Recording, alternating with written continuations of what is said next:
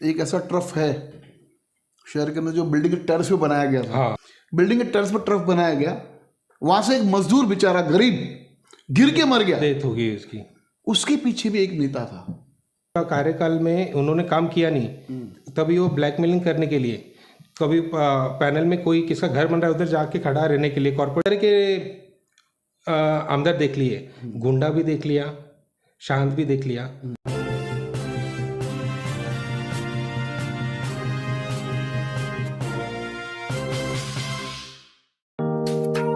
Neeraj Vinod Burani's Spacecraft Interiors. Your space, our craft. Experienced and professional team. No hidden charges. Luxurious designs. Follow us on Instagram. Spacecraft Interiors. Your space, our craft.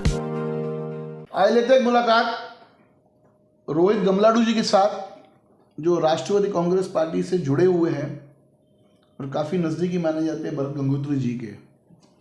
Rohit जी, अभी आप जिस panel में रहते हो, 5 number panel में, गोल मैदान परिसर में, वहाँ पर बन रहा है मिनी स्टेडियम। ऐसे लोगों की मांग है, टेंडर भी आया उसका, तो आखिर वो बंद क्यों नहीं रहा है? क्या कहेंगे इस विषय में? आपकी क्या सोच है और आपकी क्या मांग है? देखिए जैकी जी, सबसे पहले तो आपका धन्यवाद कि आपके माध्यम से मुझे मेरी राय, मेरी बात रखने का मुझे मौका मिल रहा है। तो सबसे पहले मैं आपको बताना चाहूँगा कि जो गोल मैदान का भगवती नवनी स्टेज का जो ग्राउंड है, हाँ, वहाँ पे मतलब कई सालों जब से ग्राउंड बना है तब से बच्चे लोग क्रिकेट खेलने आते हैं। 2021 में कॉरपोरेशन का टेंडर निकला था कि वहाँ पे मिनी स्टेडियम बनना चाहिए। हाँ, उस टाइम पे क्रीड़ा समिति बाल कल्याण के सभापति मनोज साधवानी जी हैं, उनकी माता जी थी गीता लालचंद साधनानी। तो इनके डिपार्टमेंट का ये फंड था, टोटल कुछ फंड था 2,85,00,000 का। वो निकला था 2021 में और अभी चल रहा है 2022 का अप्रैल, 2024 का अप्रैल, बराबर 3 साल हो गए। 3 साल। तो 3 साल में काम क्यों नहीं हुआ? जबकि जो टर्म था कॉरपोरेशन का 2 अप्रैल 2022 तक, 4 अप्रैल 2022 तक, तो सभी नगर सेवकों के पद खलास हो गए, तो उस टर्म टाइम पूरा हो गया यानी, और अभी कोई भी नगर सेवक नहीं, सब माजी नगर सेवक जी। बस। तो उस टाइम पे काम होना चाहिए था। अगर आपके चैनल पे मनोज साधनानी जी ने इंटरव्यू दिया था, हाँ, कि उन्होंने ऑब्जेक्शन उठाया है, हाँ, कि फंड पास हो गया है, वर्क ऑर्डर निकल गया है, अब तक काम क्यों नहीं हुआ? जब एक नकली बिल भी पास होने की कतार भी था, हाँ, जिसको रोका गया। तो उस टाइम पे इनके डिपार्टमेंट का काम था, इन्होंने तब ध्यान क्यों नहीं दिया वो 2 साल में? अभी क्यों ध्यान दिया? सत्ता भी थी। हाँ, और देखिए जो मिनी स्टेडियम बन रहा है, विकास के खिलाफ मैं नहीं हूँ, मैं हूँ पब्लिक को, जो अपन विकास करते हैं उसकी पब्लिक को उसका फ़ायदा भी होना चाहिए। हाँ, जैसे रोटरी क्लब है गोल मैदान पे, वो उनका पहले से ऑफिस है वहाँ पे, है ना, जो ग्राउंड है, हाँ, उसके बाजू में गार्डन था, वो गार्डन को योगा केंद्र करके उसका डेवलपमेंट हुआ, वो पर्सनलाइज करके किसको लीज पे दे दिया, उधर लॉक ही रहते हैं हमेशा। वहाँ पे मैंने अब तक किसको देखा नहीं है कि नॉर्मल कोई पब्लिक उधर जा रही है उसका लाभ उठा रही हो गार्डन का। उसके बाजू में क्रिकेट का टर्फ बना, वो टर्फ भी किसी को दे दिया। वहाँ पे 1 घंटे का, 1 मैच का कुछ 500 से 800 रुपया चार्ज लेते हैं, जो अभी उसका मैनेजमेंट देख रहे हैं। उसके बाजू में वॉलीबॉल का स्टेडियम बना, छोटा मिनी ट्रफ स्टेडियम। की बात कर रहे हो ना, एक ऐसा ट्रफ है शहर के अंदर जो बिल्डिंग के टेरेस पे बनाया गया था। हाँ, एक नहीं है, शायद 4-5 ट्रफ है जो बिल्डिंग के टेरेस, अभी तक बना नहीं है, वो बिल्डिंग के टेरेस पर ट्रफ बनाया गया, वहां से एक मजदूर बेचारा गरीब गिर के मर गया, डेथ हो गई उसकी। उसके पीछे भी एक नेता था। तो जब नेता लोग ही जब ट्रफ के पीछे लगे रहेंगे और वहां से आमदनी के बारे में सोचेंगे, तो कहां से होगा शहर का विकास? आमदनी की बात आप कर रहे हो, हाँ, अभी यही जो सेम ये टेंडर लो आप मिनी स्टेडियम का, अगर कोई नेता को अगर सच में शहर का विकास करना था, लोगों की भलाई करनी थी, लोगों के लिए कुछ नई चीज़ लेके आनी थी शहर में, शहर हित में, तो तभी बनना चाहिए था ना। अभी मुझे एक बात बोलो, जबकि सबका कार्यकाल रद्द हो गया है, प्रशासन है आयुक्त के हाथ में, हाँ, उनके देखरेख में सब काम हो रहे हैं, तो अभी ऑब्जेक्शन उठा के क्या मतलब, जबकि जब मैं समझो अभी मैं हूँ उनकी जगह पे, अगर मेरे डिपार्टमेंट से कोई फंड पास हो रहा है पब्लिक हित में तो मैं पर्सनली ध्यान दूंगा, क्योंकि मैं खुद कॉरपोरेटर हूँ वो वार्ड का, मैं वहाँ पे रहता हूँ। तो मेरे हिसाब से मेरा विजन क्या होना चाहिए मेरे वार्ड का, एकदम ए क्लास। मैं आपको बताना चाहूँगा कि जो 2017 से 2022 का जो टर्म था कॉरपोरेशन का, इसमें 2 साल लॉकडाउन में गए। हाँ, 2 साल लॉकडाउन में गए। सिर्फ पूरे उल्लासनगर शहर में सिर्फ 5 नंबर पैनल जो था गोल्ड मैदान का, इतनी खराब हालत थी वो पैनल की। मैं मेरी टीम पूरी पैनल में पैनल छोड़ के पूरे शहर में भी हम लोग ने दवाई बांटी होम्योपैथिक की, डेली के राशन दिए, लोग गरीबों तक खाना पहुंचाया, गरीबमंदों तक, है ना। बहुत अच्छा काम किया। और समझो बीजेपी का पैनल है 20 साल से, सिर्फ वो बीजेपी का पैनल 20 साल से रह के अभी करंट अपने आमदार भी कुमारी लानी जी, उनकी धर्मपत्नी भी वो पैनल की कॉर्पोरेटर थी। हाँ, ठीक। तो विकास वो एक ऊंचे लेवल पे होना चाहिए था पैनल का। मैं आपको बताना चाहूँगा कि 5 साल में जितने ये लोग को कॉल नहीं गए रहे पब्लिक प्रॉब्लम को लेके, उतने मुझे आए और मैंने उतने किए भी। मैं मेरा बड़प्पन नहीं कर रहा हूँ, मैंने काम किए। उस टाइम पे भरत राजवानी जी सभागृह नेता थे, हाँ, उनके कुछ भी प्रॉब्लम होती थी मैं उनके सामने रखता था, सही। वो ऑन द स्पॉट 2 दिन में रिजल्ट देते थे काम का। जबकि मैं कुछ समझो कॉर्पोरेटर नहीं हूँ, ना कोई कॉर्पोरेशन में मुझे कोई पद है या कुछ है, लेकिन फिर भी अगर मैं आम नागरिक होके मैं पैनल का सेवा कर सकता हूँ तो नगर से क्यों नहीं? नगर से क्यों नहीं कर सकते? वो भी ऐसा पैनल जहाँ पर आमदार की धर्मपत्नी, वहाँ पे नगर सेविका है, सभापति है, महापौर भी रह चुके हैं। हाँ। उस टाइम पे तो मतलब ये पैनल तो ऐसा होना चाहिए कि भाई मतलब सबसे सभी उल्लास जितने पैनल है उन सबसे अच्छा। आज भी देखो पानी की सबसे ज़्यादा समस्या पानी की समस्या आपने बोली। हाँ, सबसे उल्लासनगर में सबसे पहला जो हंडा मोर्चा उल्लासनगर 5 नंबर पैनल से गया। हाँ, अभी 3 महीना पहले वही वार्ड के गोल मैदान परिसर के ही महिला लोग पानी की समस्या लेके, जो वॉलमैन था, जो पानी की टंकी गोल मैदान में, हाँ, उसके नीचे बात करने के तू में उनके इनकी मार हाथापाई हुई। ये पुलिस स्टेशन तक मैटर हुआ, वहाँ पे पुलिस कंप्लेंट वगैरह भी हुई। लेकिन एक मेरा सवाल है कि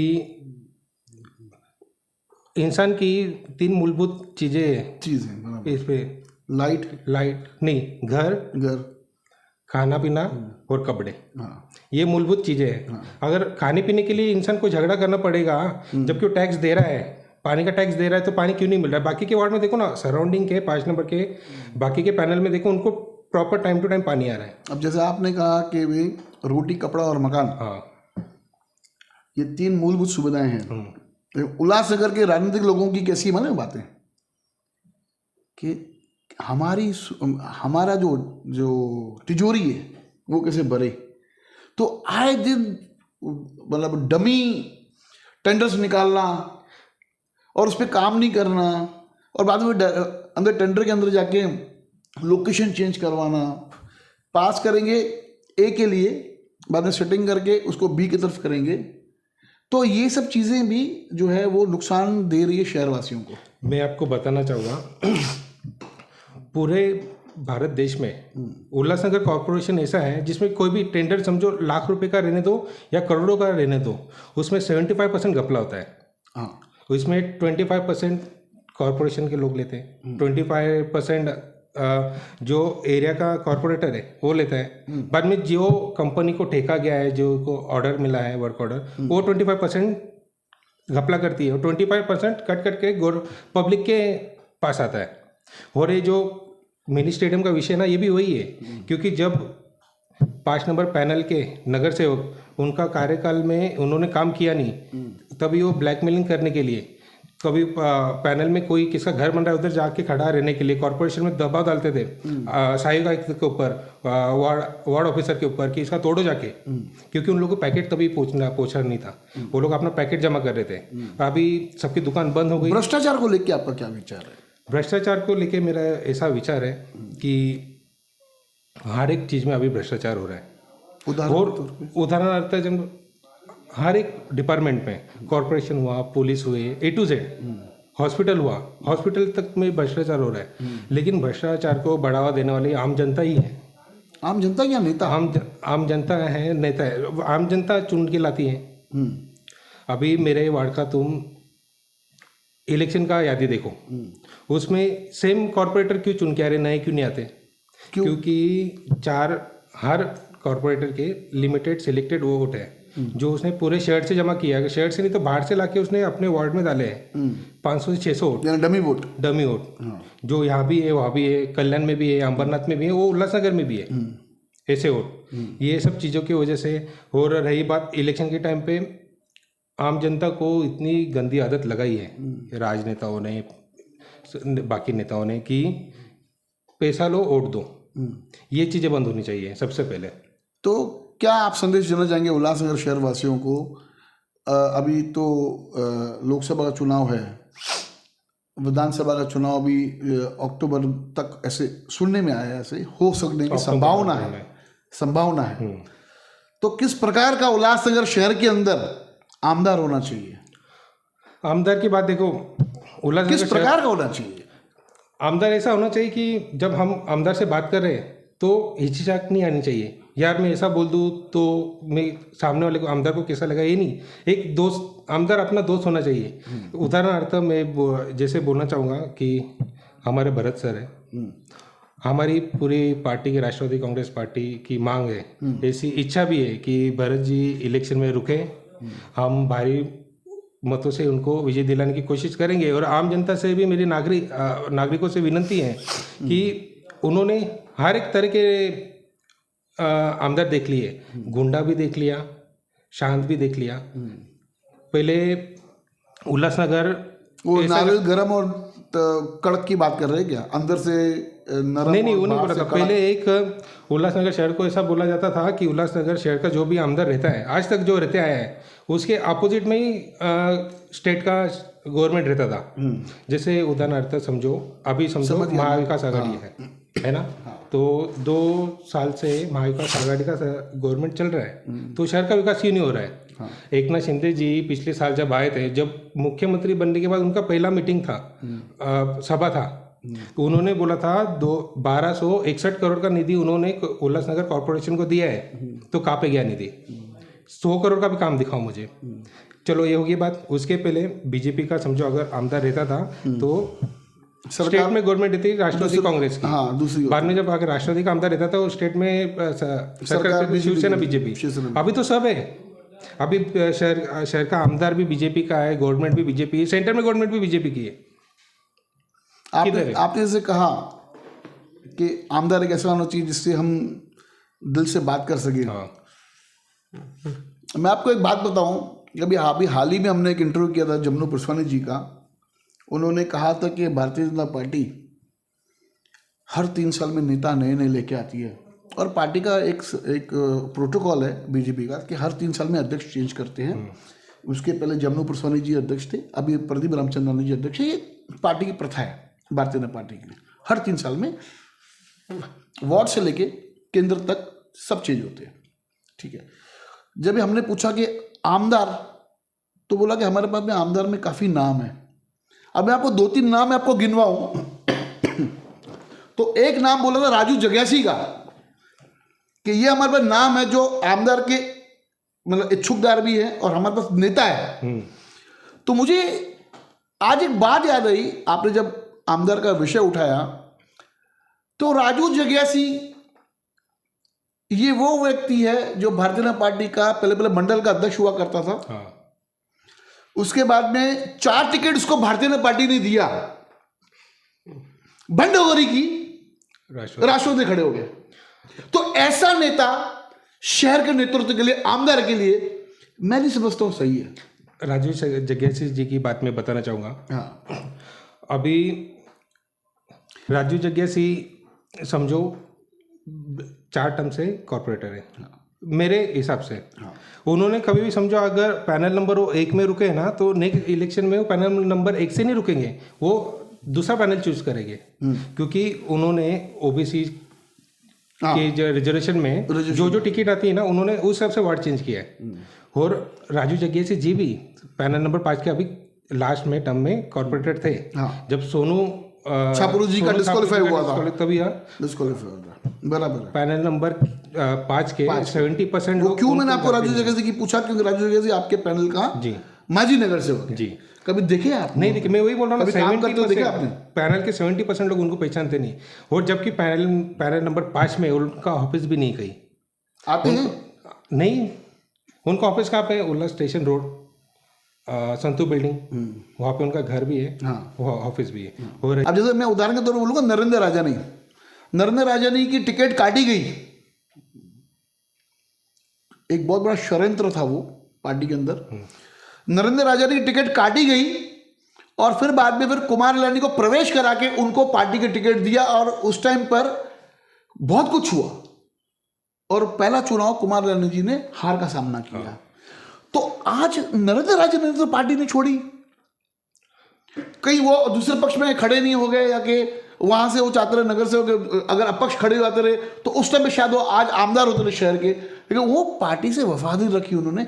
इस प्रकार के अगर नेता मिलते शहर को जो डेडिकेटेड अपने पार्टी से, मैं आपको बताना चाहूँगा, वैसे नेता मिलते हैं सबसे तो पहले शहर का भला होगा।